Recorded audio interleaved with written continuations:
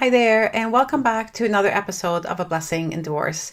Today, I have a guest, and I'm really excited for this conversation with Rachael. She is a therapist turned divorce coach. She's trauma informed. She knows a lot about healing from marriages and divorces that end up being very toxic, dysfunctional, abusive, and whatever else fits into that category. We're going to be talking a bit about how it's not so much about labeling the behavior as it is about healing from the behavior and understanding why the behavior happened.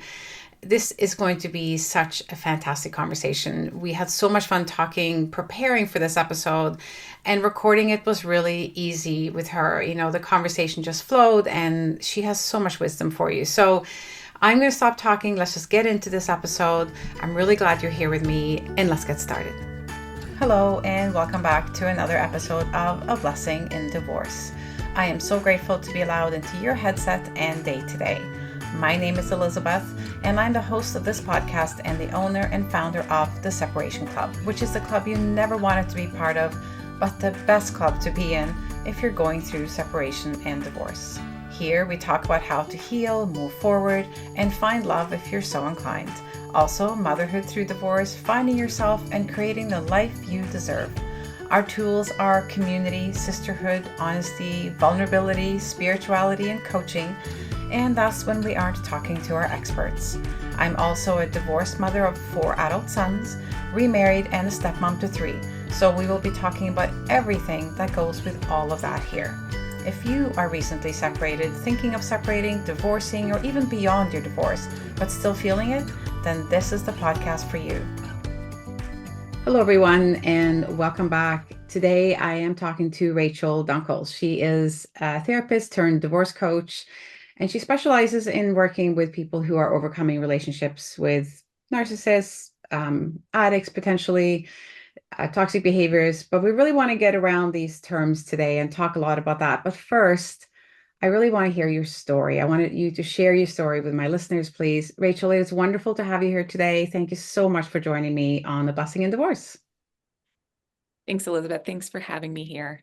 I'm really excited to be able to be with you as well as to share with your community. So, a little bit about myself and how I got into this field. So, I have been in the field of mental health all of my life. And when I say that, I came from a family who struggled deeply with mental health and mental health issues, and then a mother who eventually became a therapist herself and sort of followed in her footsteps. Although I can't even believe I said that out loud. It was not intentional to follow in her footsteps. But I have been navigating mental health all of my life, both for myself and then had a brother who struggled really deeply in my youth and who eventually ended his life by suicide. And he became a big figure in my story and how I've evolved into the person I am and into the therapist I am. But he also played in a pretty important role of how I ended up in a relationship with an individual for over 20 years who struggled deeply with their own mental health concerns. Um, so it's been about just over a decade now that I have been a therapist. I actually started as an addictions therapist in an attempt to do more with my own life experience. My ex-husband struggled with addiction for many years, for about a decade of our relationship, and then eventually was able to do some work to do his own healing. And it taught me that I really wanted to embody my own experiences and to learn how to be able to help others who had gone through similar experiences. So I became a therapist back in 2011, and then it's only been a few years that I became a divorce coach after going through a very significantly hard, high conflict divorce in which there was a lot of weaponization of my story as well as weaponization of my children. Once I got through the fog, once I got through the experience of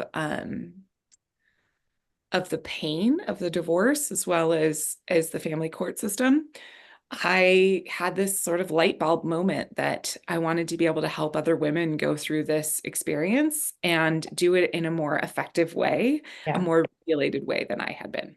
Yeah, So I hear that.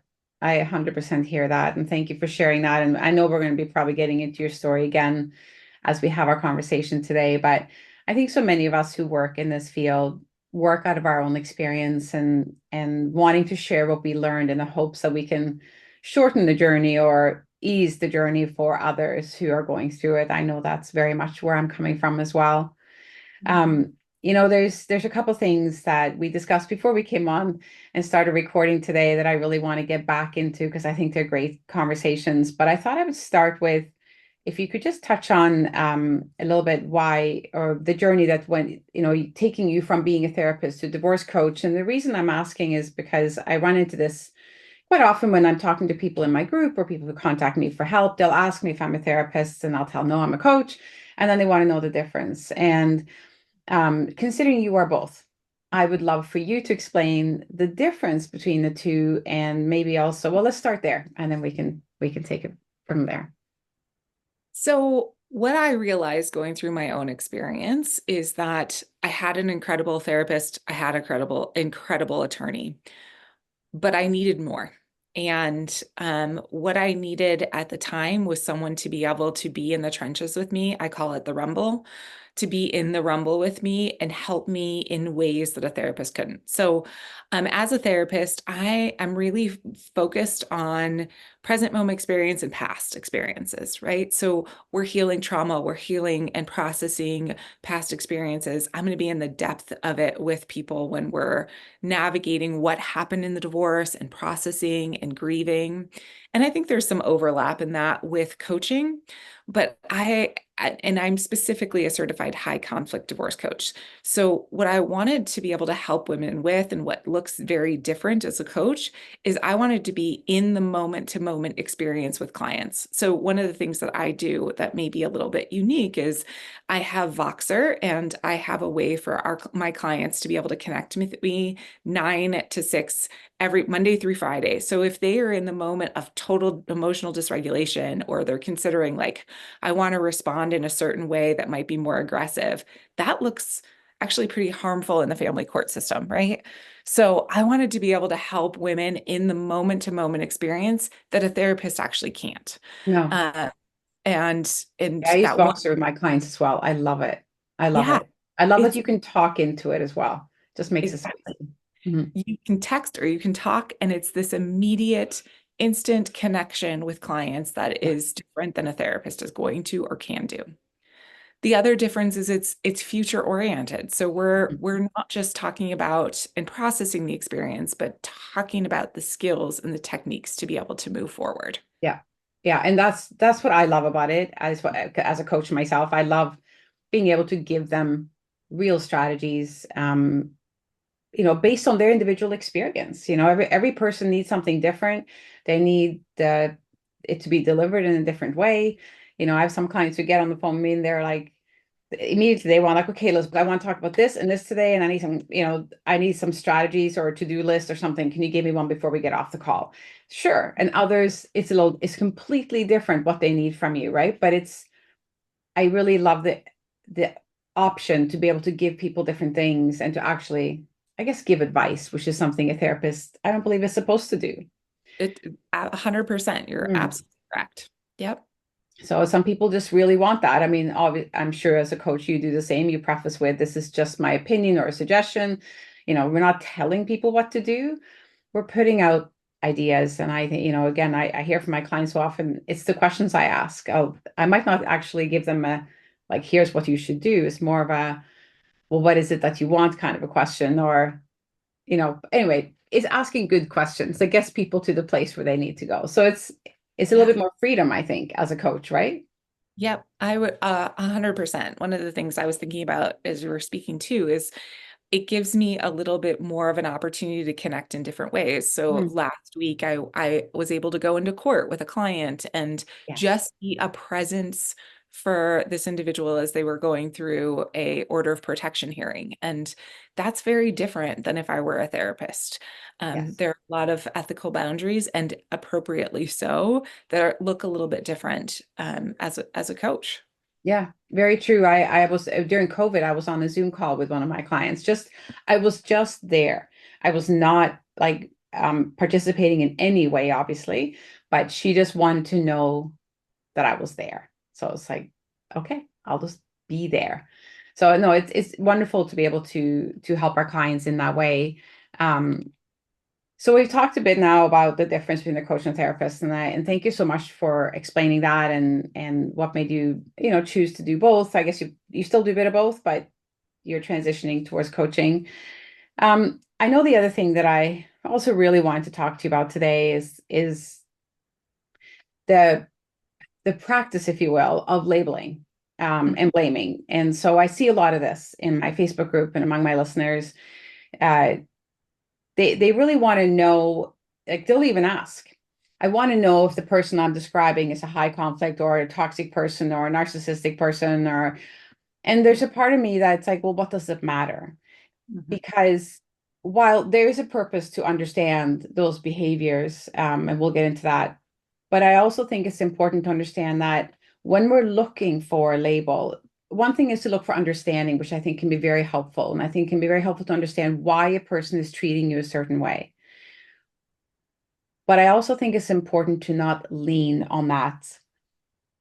I'm divorcing a narcissist, or I've been abused, or I by a narcissistic person.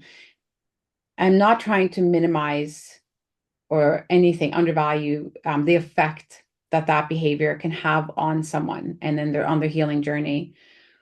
But the focus has to be on you and the healing journey, not on what they did. So, and Yeah. let's pull this apart a little bit in a way that makes sense. So, I guess first, if we were to look at, the terms are used the most: high conflict, toxic, and narcissistic. They get used interchangeably by people who are not qualified to know really. I'm not qualified to diagnose. So I'm the first to say, I know, because they'll ask me, do you think he's narcissistic? I'm like, those are narcissistic characteristics that are being displayed, but I am in no way qualified to diagnose anyone with anything. And then I usually follow up with, it doesn't really matter. This person is behaving incredibly badly and is hurting you. So let's deal with that and not focus on the label. But I think people need or want the label because it becomes part of their victim story. Mm. I think it's like, it's not the same, but let me just use this as an example.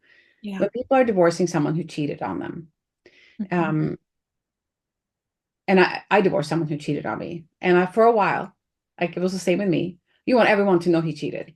This wasn't my fault. This was his fault. He did this horrible thing to me, and he wrecked our family. That's kind of the story, right? That is the victim story. And so you tell people, and you get this incredible sympathy. And oh my God, I'm so sorry that happened, and what a jerk. And you get to be part of that journey, and you need that for a while. You really need that for a while. And I tend to use the analogy of, like, you're in like a mud puddle, you're like a 2-year-old in a mud puddle, you're just splashing around, and like, I just want to be in this puddle right now because I need to be here for a while to feel all the pain. Mhm. But there comes a point you need to stand up in your boots and start walking out, and that's when you have to let go of the story of what someone did to you, and start focusing on the story of where you're going. Yeah. And that's really where I want to focus today. And when it comes to divorcing narcissists, abusive personalities, high conflict personalities, addicted people, there's a there's usually a real history of pain for the Mhm. women. And I work mostly with women. I know this happens to men as well. For people to walk away from relationships like that, there's a lot of pain to deal with. In what way do you think it's important to understand, like, I know it's important, but for myself, but in what way do you feel that it's important that they understand the labels, the names Mhm. for their own Mhm. healing? I think it's less important to understand the labels. I Mhm. actually think in the type of divorce coaching I do, specifically more high conflict. And when I say high conflict, there's certain behaviors that we see playing out in the family court system. Those labels can actually be really harmful. Because they are diagnostic terms and we don't have diagnoses for them. For most of these individuals who represent these traits or present these behaviors, they don't have a diagnosis. And the diagnosis becomes more of um,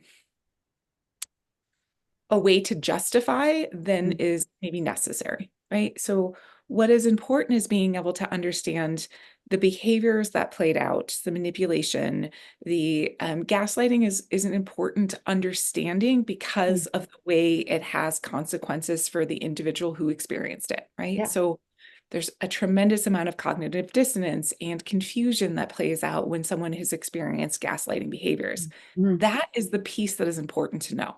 Yes. It's less about the diagnosis of narcissism or narcissistic traits. It's important to understand the behaviors so that way we can understand what the impact or fallout might be for an individual who experienced it. Mm. So for myself, being in a relationship that was highly gaslit, right? Like having lots of gaslighting that played out, I can see that I might be more likely to have patterns of cognitive dissonance or confusion or fawning behaviors. And that's important for me to know so I can heal that piece, if that Yes. makes sense. Yes, it does. Yeah. Do you have like an example, like just if you can pull out like one example, so people understand like sort of the process of understanding like this is gaslighting. Now that I realize this is gaslighting, this helps me see this. Is there some example of your own maybe that you can give? Yeah. So I think that what's important about gaslighting, because I also think this is misunderstood, it is not just about a lie. So for instance, somebody might say, so you find something on a partner's phone and find out that it looks like they're actually they're unfaithful. There's Mm. infidelity in the relationship. So and so might have text, maybe it was a woman text a husband, your husband, and there's inappropriate Communication. communication. Mhm. Yeah. And not only will your husband say, "Oh no, that's absolutely you're wrong. You're reading it. They're being playful," which is the lie, right? That's a lie. They go farther and say, "You're making this up. You're the crazy one. You're putting these things in the air." And they might even go as far as to say, "Oh, well, not only are you making this up and you're reading into something that's not true, but you're probably the one having an affair too." Right? You're the one that's actually having an affair, which we see play out often. Mhm. You're actually the one that's being inappropriate, and that creates the cognitive dissonance. That's the thing that creates the confusion in us who have experienced this of like, yeah, I was probably misreading that. He's right. There was actually nothing there. And I then we start to question ourselves. So I have a really personal example, and I think it does a really good job of explaining gaslighting. As I was going through my divorce, I was separated. We were still waiting for the divorce to be finalized. Um, my ex said to a friend of mine, "Can you make sure that when she drops off the children, she's not intoxicated, she's not drunk?" This was really interesting because it was a play, right? It was a play to try and make me look a certain way. Um, Not only was I not drinking, I didn't drink throughout the divorce. Like I was not, I was not intoxicated, but I had to question myself as to whether or not I had consumed alcohol before dropping off the children. And that was a perfect example of the gaslighting behavior because I had gone through for so many years believing that this person was sort of my internal voice, that not only had I not been drinking, hadn't been drinking for months, and I never had an issue with alcohol. Actually, Mm. that was a projection. This is an Yeah. individual who struggled with addiction, Very right? often how it goes, they accuse you of doing exactly what they're doing, right? Exactly. But I had to question whether or not I was sober when dropping off my children because I had such of a internal voice was theirs throughout my whole relationship, but especially throughout the divorce process, that I didn't trust myself, even though I had no alcohol in me for months, right? Not even a sip of alcohol. So that was a good example. Like that was like a eye-opening moment of like, this is what gaslighting is, right? It's not only saying, "Oh, you are more likely," the projection of the experience, the projection into me, that was more likely his, And then in addition, the self questioning of like, Yeah. oh, well, maybe he's more right than I am. Yeah. It's really mind-boggling. But that's the piece that is not, it's not about being a narcissist. It's about the behavior and starting to understand like what is happening for me that I don't even trust myself around something that's so tangible. Hmm. I wasn't drinking alcohol, but the internal voice was like, well, maybe he's right and I'm not. And that is the piece that feels like it's crazy making. And that's also the piece that needs to be healed, if that makes sense. It does make sense. It's interesting. Something like that kind of happened after we had separated as well, which was due to his affair, a year-long affair, second one, like, and um, I have never been unfaithful to him. And I know that just like you knew you weren't drinking, like, so this is, what you know, right? Or you think you know what you know. And he calls up my son, my oldest son one day, he was 18 at the time, and says to him, oh, they were talking. I think they were having an argument as they often did because he just wasn't good with the kids. But that's a separate story. But anyway, at some point in this conversation, it came up, well, your mother had an affair too. And Mm-hmm. my son was like, no, she didn't. And he goes, yes, she did. I can prove it. I have pictures. So my son calls me and asks me, Mom, did you have an affair? I'm like, no, no, I didn't. And he goes, can you prove it? I'm like, well, I can't prove that I didn't do something. I mean, how do you prove that you did not do something, right? Yeah. And I forget the name that he used. I think it was Andy. He said to me, he goes, he said his name was Andy. Do you know anyone named Andy? And all my brain started going, even though I fully knew I had never done this. And I was Yeah. like, oh my God, did I do something? Do I know an Andy? Are there some pictures? Like suddenly I'm going, but I knew, just like you knew you hadn't been drinking, but you go there because we'd also had some history of this kind of behavior. But I just said to my son, I said, I didn't. I don't know anyone named, with that name. And he ended up going for dinner and asked to see this proof. And my ex then informed him that um, he was crying when he said this to my son. He's like, I just realized it'd be too hurtful for you to see it. So I decided not to bring it. Yeah. Oh, And so at which point my son left the restaurant and came home. And it's like, obviously he was lying. yeah. But that moment of doubt, I it's interesting. I guess when you've been conditioned, I was with him for 20 years, this kind of stuff happened, how quickly you go to like, did I do something? Did I know an Andy? Did I hug him? Did I like, is there a picture out there of me and some Andy person that I can't remember? Yes. Yeah, this is the fallout of these types of behaviors, right? And again, it doesn't matter what the diagnosis is or not. What matters is for us is what the healing has to happen for us to again step into our self-trust.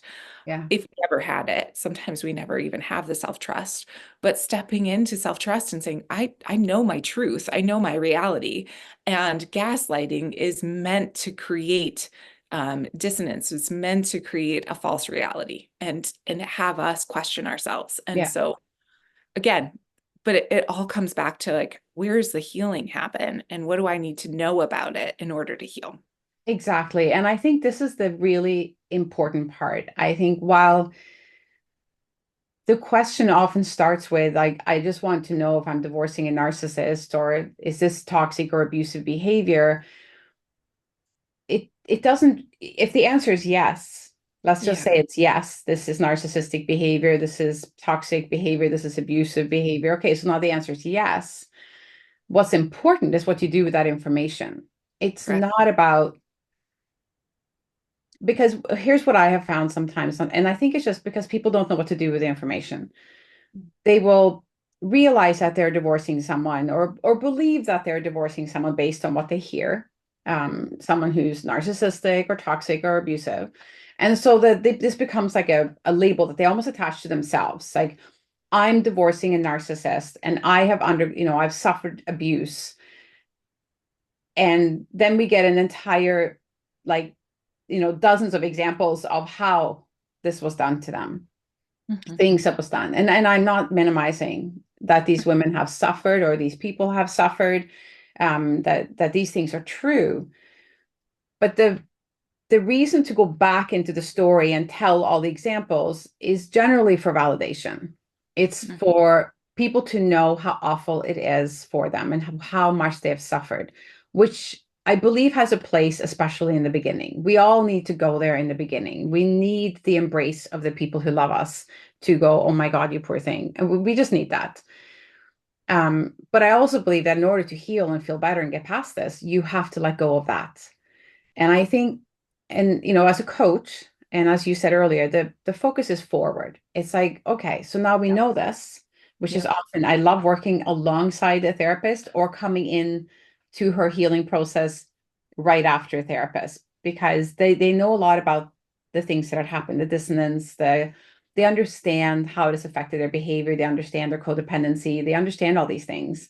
And now Mhm. we can put in place tools to move forward, to let go. And I think half the time what I'm doing, I don't know if you experience the same, is I'm just checking in with them, kind of like, I know your story. I believe you. I know you've suffered. Let's look at how that affected you today. And then let's talk about how we can let go of it so we can look forward to tomorrow, right? Yeah. It's it's that need to constantly go back and, oh, just because, let me just tell you a story. And I actually interrupted a client once who had a real tendency to do that. And we worked quite a bit together. So I wasn't being rude. And I just interrupted her quickly. And I just said, I just want to say to you, you've told me this story many times before when this comes up. I said, I Mhm. believe you. I know your story is true. And you don't have to tell me the story. I know exactly why this is happening. Just so you know, if you want to tell me the story, you can, but you don't need to. Like, I know it and I believe you. And it's Mhm. real. Like, I get it. And she Mhm. stopped and she's like, I really do go back there a lot.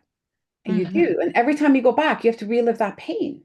Mhm. Right. Yep. So it's just, what are some, maybe, do you have some tools or something that you can to help these women let go of that phase of needing to tell the story, to Yeah. need to relive the story? I, I don't want to pigeonhole this too small. Like I want to really honor that each woman might be doing this for different reasons, but it does make me question whether or not, as you're saying this, Elizabeth, I'm wondering if there are some of these women, that's the differentiation between Yeah. coaching and therapy, right? Like there may be more that has to go back into the story, and that is a therapeutic process. Yes. And it's actually likely that working with a therapist, if going in the past, it's not about like a therapist can validate the experience and take you back to process that. But that's not going to move us forward. Now, I think, and when I say pigeonhole, I think what's important here is that every woman might be doing it for different reasons, as to why they feel the need to tell the story again. Like I might need to tell the story again so I actually know what's real, right? And if it's a reality-based testing, like, oh, was I intoxicated or not? It's if it's from that perspective, I might need to know that my story is real. So you were it was beautiful, like what you did, giving permission to say, yes, that was a true story. And how do we move forward? Mhm. I think if women are being stuck in the rumination of going back over and trying to process the anger, that might be where a therapist comes in, right? Yes. Like I am angry and pissed off. He had an affair and he did X, Y, and Z. That might be something that really needs to be processed. But it's there's a differentiation here, if that Yeah. makes yeah.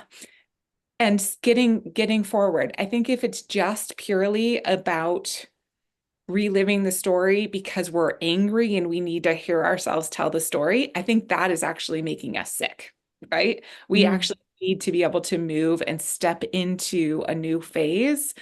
And as far as tools go, I think having community to be able to say it and also be able to have somebody set boundaries and say, just like what you did, how do we move forward from here?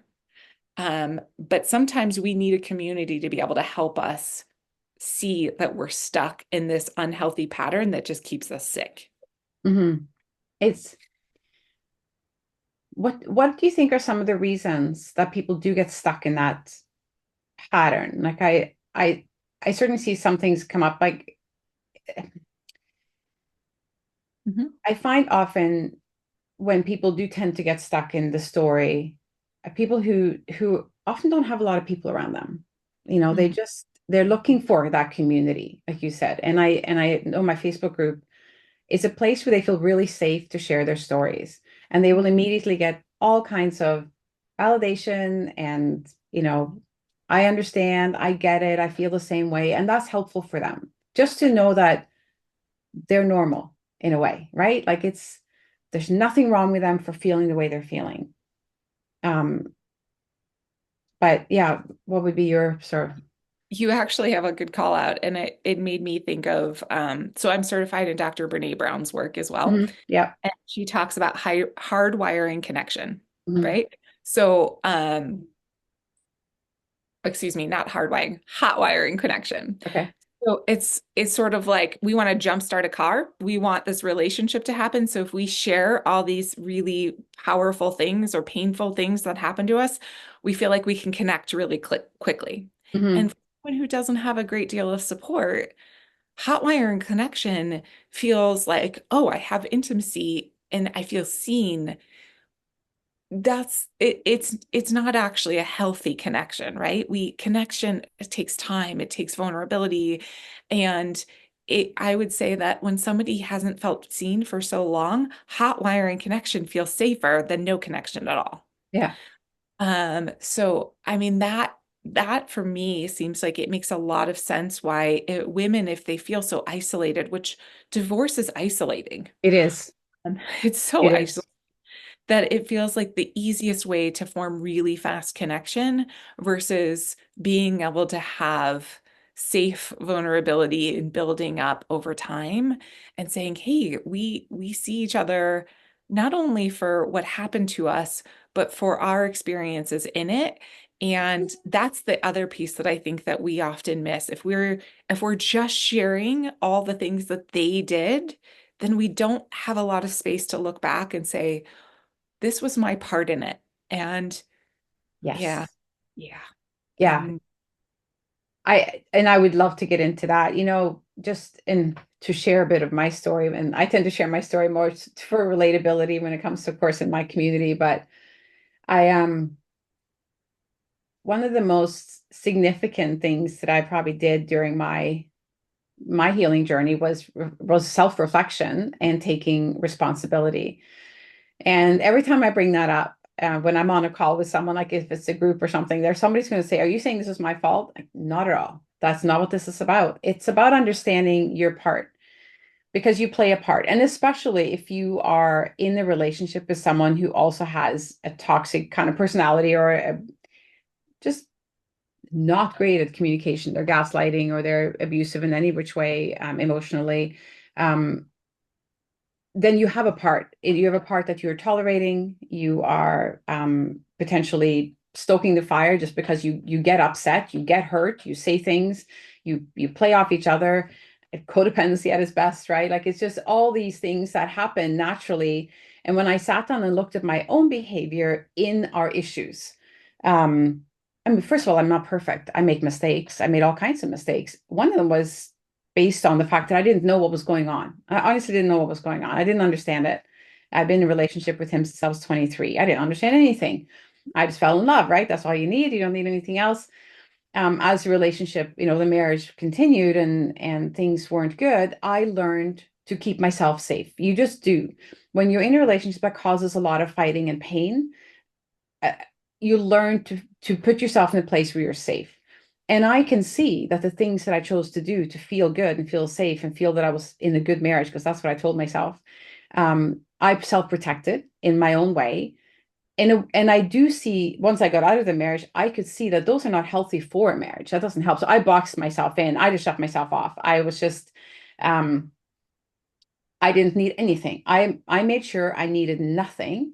I never had to ask, and so I would never get shut down. Because one of his forms of abuse, if you will, that is what my therapist called it, was to not give me what I was asking for, like if it was in need, like if simply could be like a hug. Or if you didn't bug me about it, maybe I'd hug you. Um, Things like that. It's just a simple example. But so I just stopped asking. I stopped asking for help. If you didn't bug me about helping you, maybe I'd want to help you. If you'd stop nagging me about helping you all the time, whatever. Or now you've ruined my whole weekend. Could you just not have let me enjoy Friday evening and before nagging me to help you? If you wanted help, why are you doing it in the first place? You don't have to do it. Like those kinds of things. I got a lot of those comments. So I learned to not ask for help, for love, for hugs, for nothing. I needed nothing. I was in this little box and I could take care of myself. And it was just, it was it was comforting for me because I knew I really learned that I could be everything to myself, which was a good thing that helped me in my healing. But it's not good for a relationship to be in a box, not in any capacity. So I was when I looked back and I saw all these tools and all these that I had given myself to cope with what was happening in my relationship, I Yeah. know that those things are not good. And I need to look at myself. I need to forgive myself for tolerating all this behavior, for Mhm. making choices that were not good for our relationship, but also saying to myself, but I did it because I had to. Like Yeah.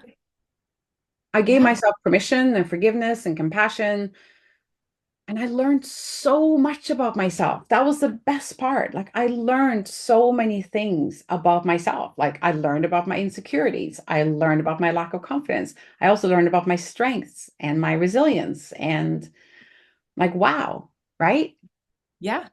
Yes, absolutely. Thank you for sharing that too, Oh, because I think it's a beautiful example of your like not only your strength and your learning process, but to see your part in it too. mhm. And it doesn't mean that our part is negative in or it contributed to being a victim, right? It No, just it didn't contribute to the cheating or any of those things.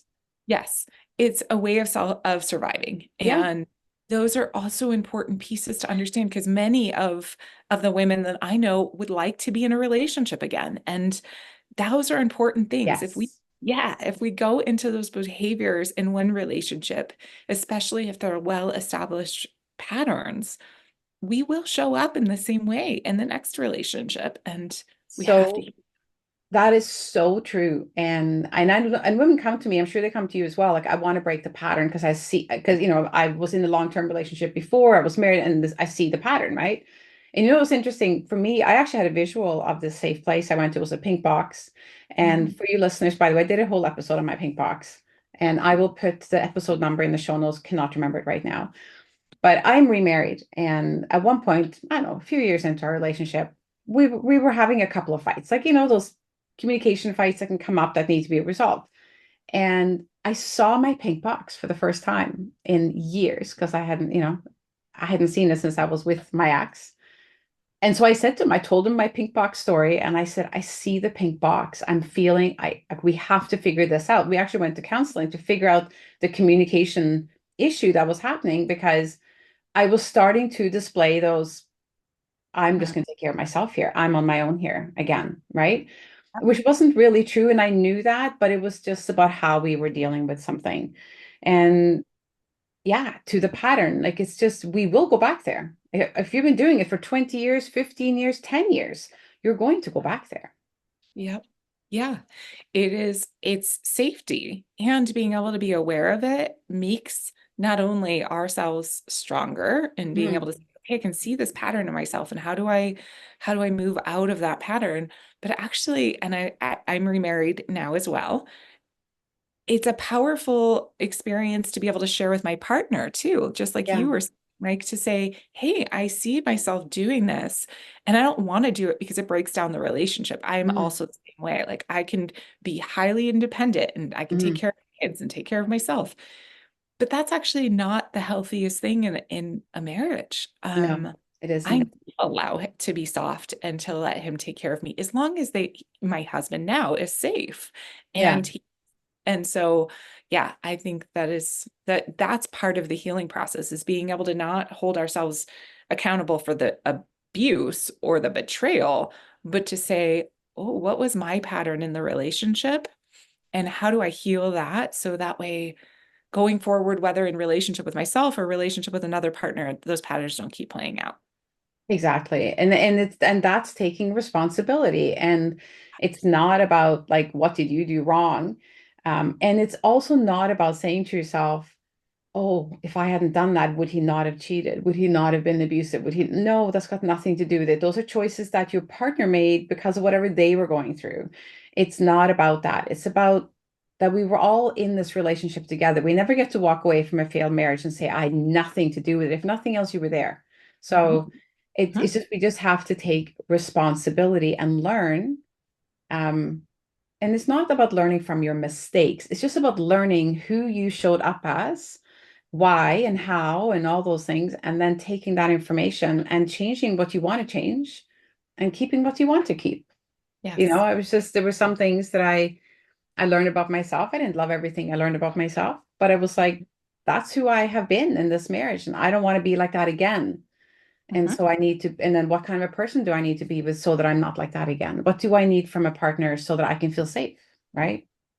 Yes. And that's courageous work, right? Being able to take that and put the mirror in front of our face. Mhm. If we are leaving toxic or narcissistic relationships, our partners weren't able to do that, right? They weren't able to put their mirror up in front of their face and see Yeah. themselves clearly. I know for myself, it is about being able to see all parts in the healing process Mhm. and just the self-exploration, like coming to understand myself on really deep levels. It's courageous, brave work and so purposeful for how I want to show up with my kids and my really other relationships, friendships going forward.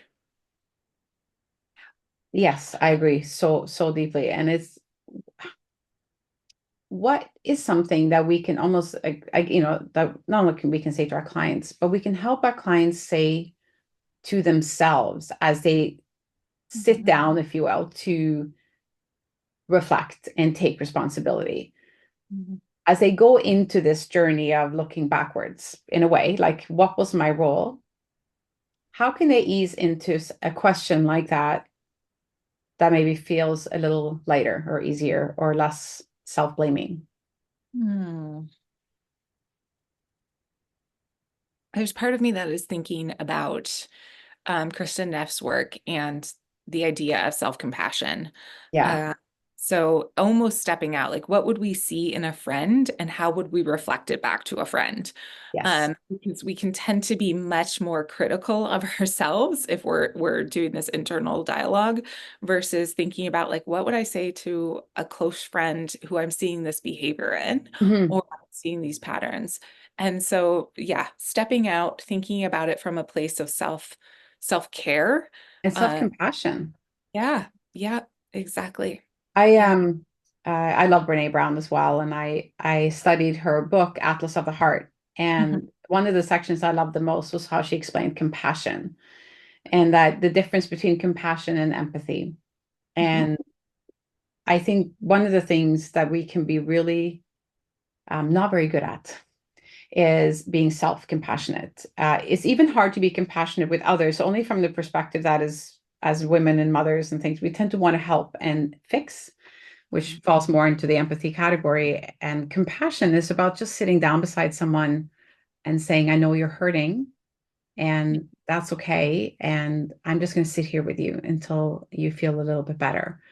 And we're just going to, I know what it's like to be in pain and not mhm, trying to explain or understand or fix. Just, I know what it's like to hurt and I can see that you're hurting and I'm going to sit here with you until it feels a little lighter. And so you're not alone.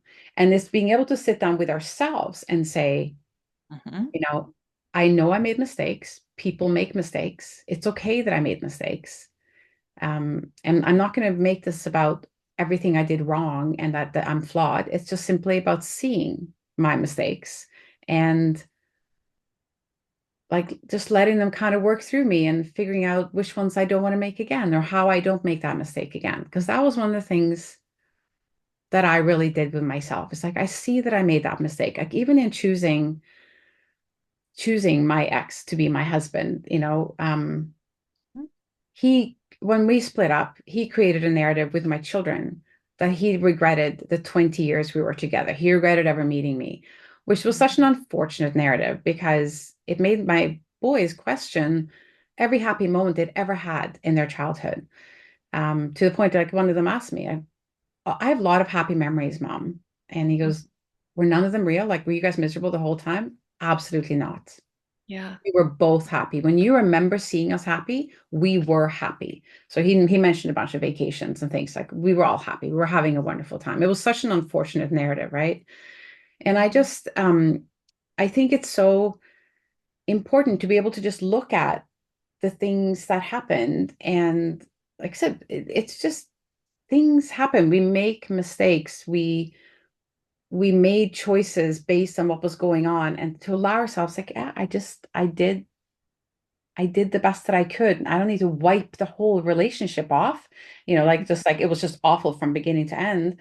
It doesn't have nothing is that simple. Nothing is that simple. And I don't know if this makes sense, if I'm making sense as I'm explaining this, but self-compassion, I believe, is a really hard thing for us to show ourselves. Yep. Yeah, absolutely. It can be probably one of the hardest. It's a lot easier to show someone else compassion than it is Yeah. ourselves. And which is Yeah. why I like what you said, how, and I do ask my clients this, like, if your friend came and told you this, would you say to her, yeah, you know what, you're right. You messed up this marriage. It's like, no. Yeah. You did what you had to do, or you did the best you could with what you had. You Mhm. know, it's just I married the wrong person is how I explain it to my boys, because they ask me, why did you marry that? I'm like, because I was mad in love with him, and I didn't probably ask a lot of the questions I should have asked myself because I didn't know any better. Who does when they're 23 years old? But I absolutely loved him and married him for the right reasons. But I see in hindsight that we were not really meant to be. It was never really easy for us. Yeah. And it just is what it is. It doesn't Yeah. even have to be seen as a mistake. It's just learn from that.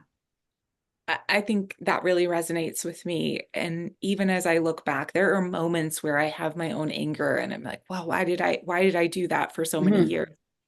And ultimately, I mean, where I have landed in my life is that this was a necessary process. This was part of my learning journey. And as Yeah, painful as it was, and parts that I regret so deeply, this was a necessary part of my learning and my life that was really painful, but it really was a representation um, of what I needed to go through to grieve early life attachment wounds and now have greater clarity. I don't know that I could have been anyone different without living through that experience, as yeah, traumatic as it was.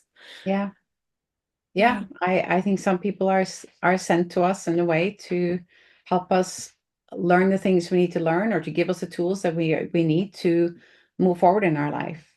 Yeah. And I mean, it's an entirely different conversation altogether why we stay so long, but I think that has a lot to do with conditioning about marriage, and that, you're supposed to stay, and whatever, through better or worse. It's like, yeah, but there's there's boundaries around that conversation. And in all honesty, and I say this, there might be some negative feedback around this, but divorce is a privilege. Not Yeah, everyone is privileged with the ability to have a divorce, like to be yeah. in a relationship that could be harmful. I see a lot of women who are maybe not, they immigrated from other countries into this There are a lot of country and have cultures that don't allow it. yeah, there are a lot of different dynamics at play. So Yeah. No, yeah, you know what? I haven't heard it said that way, but I like it. It's actually very true, because I think in some cultures it's not just, divorce is hard in many ways, and there's all these things that have to be sorted. But when you on top of that have a culture that you've been raised in that does not allow it, or doesn't forgive it, or doesn't tolerate it, or whatever, of course that adds a whole other element to needing to get out of a relationship, and they put up with a lot before they do. So yeah, no, I hear that. I really hear that. Um, as we kind of wrap up our conversation a little bit today, and it's been so special to talk to you about all this. And you know, I I think it's I think it's important to understand that no matter what has happened in your marriage, regardless of whatever labels you can attach to a marriage that it was abusive or toxic or narcissistic or maybe none of those. The truth is that when people are going through divorce, emotions run really high and people often behave really badly, and that includes both sides. There were some things that happened between us during the split, like during the raw part of the split that I'm not terribly proud of. Like it's just things happen because you're so heightened. And I think it's important to understand that it's okay. Like that stuff happens and people behave badly, whether it's you or your soon to be ex. There are certain things you have to go through emotionally, like the anger and the grief and the realization and acceptance, all these things, regardless of who you're divorcing, I guess is really what I'm getting at. Regardless of who you're divorcing, people are going to behave badly in moments. There's going to be emotional things that happen.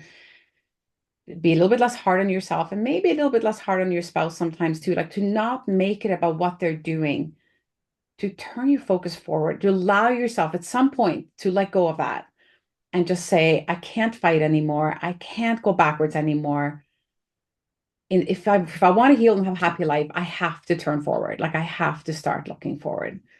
Yeah. Yeah. It, Absolutely. it's Yeah, we just can't. necessary. And I mean, what comes up as you share that too is that divorce, regardless of what the diagnosis is, right? Divorce is inherently threatening, right? Mm, We are losing, we're threatening the loss of our attachments to our spouse, to ourselves, to our children, to our financial security, to our homes. All of this is threatening. And as a result, when we are in threat, we're going to move into survival mechanisms, whether that is fighting, which we see a lot, right? mhm. Bad behavior. That was my response, was like Yeah, I tend to get big or totally freeze and not respond at all. And in all honesty, it makes sense that our body goes into these states of threat, and it's probably some of the worst things you can do in a divorce. um, because there's so many things that are on the line. But you're right. At the end of the day, if we can work with a coach or work with a therapist or work with both and help to regulate our nervous system so we can mhm. get through the divorce and move forward, think forward, that is going to be the most healing part of this process, is Yeah, being able to sit with ourselves, understand what we're feeling, and then move forward to a braver, more harmonious life outside of what we've experienced in the past.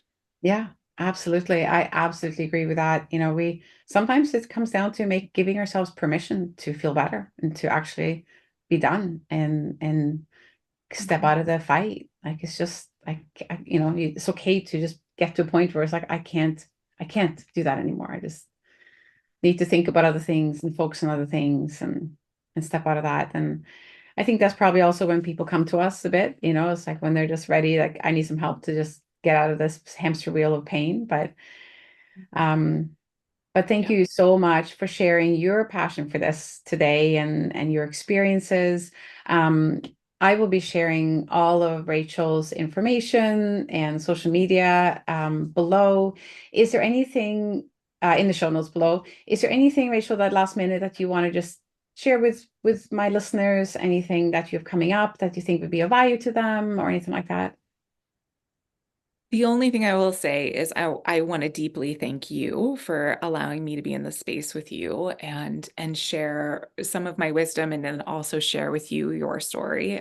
I so appreciate being a part of hearing what you have lived through.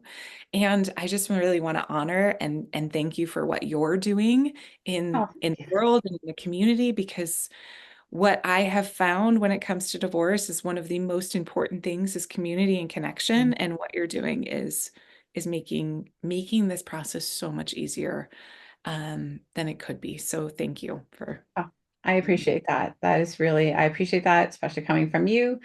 And thank you again then for your time today. I think I'm going to love to have you back one day because this was a really good that. conversation and we had so much fun talking before we even started recording today. So I hope you'll come back and join us again, Rachel. I hope you loved that conversation as much as I did. I was so grateful to have Rachel with me today. And I just felt she had so much wonderful wisdom to add to something that's so difficult in so many ways. Here on The Blessing in Divorce, really my goal is to give you some hope, some options, some different perspectives, ask yourself some questions you might not have asked before, anything to move you forward. And that's really the job of a coach, is to help you find that path forward and give you the tools and the strategies, which is, a little bit of what we did today and what I do one-on-one with my clients. So, if this is the kind of work that you feel ready for, and if the way that we talk today is appealing to you and something you would like to explore, then I will be sharing all the information about how you can do that with me in the show notes below. I'm also going to share a link to book a discovery call with me if you just want to say hi and kind of learn a little bit more about it before you book an actual session. But either way, I don't ask for huge commitments or months of sessions. It's just like, let's just do some work together, see how that goes, and then we can decide if we continue or not. So I'm here for you, to help you. I've been there, I've done the things. You heard some of my stories today. And, sometimes sharing those stories, I don't want to make it sound like I'm talking about myself so much, but it's really to let you know that I understand and I can relate and I've been there.